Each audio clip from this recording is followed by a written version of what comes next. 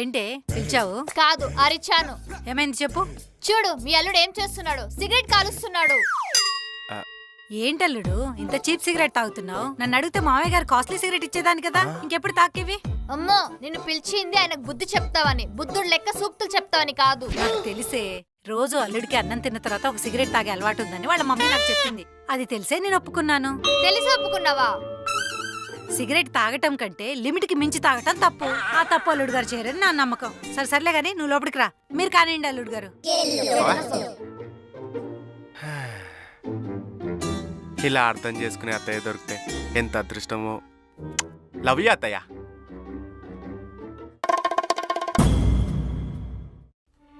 ఇంకా నా వల్ల కావట్లేదురా, నేను డైవర్స్ తీసుకుంటాను. తొందరపడకు, కావాలని కూర్చొని మాట్లాడదాం. ఎంత మాట్లాడినా వాడు మారడు. అమ్మా, ఆ షాప్ లో సారీస్ బాగున్నాయి కదా? అవునే, పండగ వస్తుంది కదా, ఈసారి 2 ఎక్స్ట్రా కూడా తీసుకుందాం. ఏంటమ్మా ఆగావు? నడు. మీ ఆయన ఎక్కడే? నా గుండెల్లో.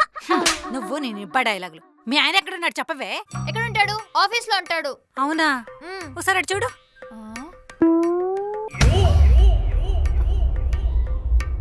చూసావా నీ మొగుడిని? నడి రోడ్డు మీద అమ్మాయితో ఎలా మాట్లాడుతున్నాడా? ఉండు, పని చెప్తా. కాల్ కట్ చేస్తున్నాడమ్మా. కట్ చేస్తాడే, ఈరోజు కాల్ కట్ చేస్తాడు, రేపు నిన్ను కట్ చేస్తాడు. అందుకే చెప్పా ఈ లవ్ మ్యారేజ్ లో అవి వద్దు అని. వింటావా నా మాట? మా ఆయన శ్రీరామచంద్రుడు అన్నావు, చూడు మీ శ్రీరామచంద్రుడు ఏం చేస్తున్నాడు. ఇంకేమున్నా రేపు కోర్టులో చూసుకుందాం. బాయ్. అత్తయ్య బృందా, మీరేంటి ఇక్కడ?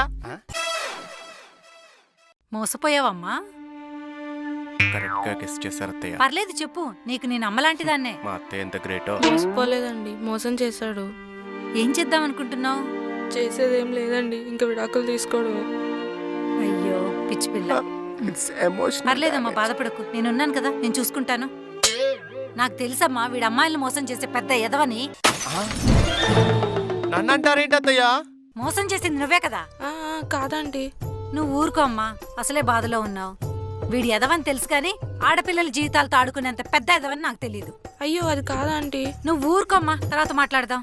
అయ్యో అత్తయ్య, మీరు పొరపాటు పడుతున్నారు. రేయ్, నేను పొరపాటు పడలేదురా, తొందరపడి మా అమ్మాయిని ఇచ్చి నీకు పెళ్లి చేశాను. నీకొకళ్ళు సరిపోరారా? 2 కావాలా?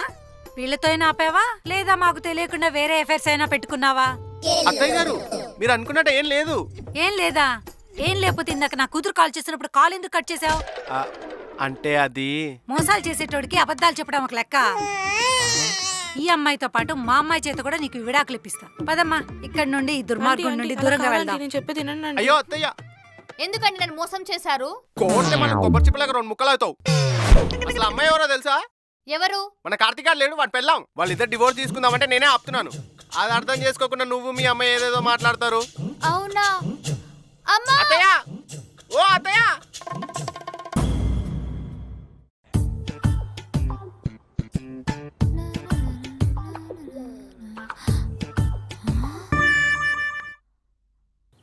గరిటె పట్టుకొని వంటగదిలో ఉండాల్సినోడు గేట్ దగ్గర అమ్మాయితో పులిహోర కలుపుతున్నాడేంటి?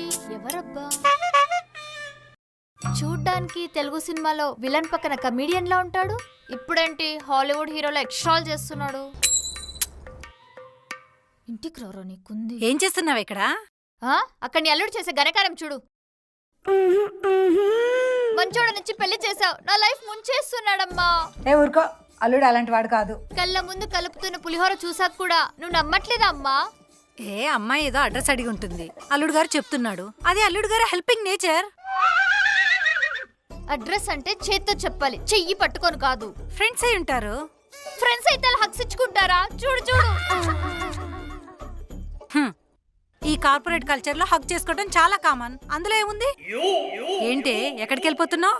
నేను జస్ప్రీత్ బూమ్రాలో ఎంత ఫాస్ట్ బౌలింగ్ చేసినా నువ్వు లంచం తీసుకున్న అంపైర్ లా నో బాల్ ఇస్తే ఏం చెప్పాలమ్మా? నువ్వు తీసుకొచ్చిన అల్లుడనే సపోర్ట్ చేస్తున్నావు, చేసుకో.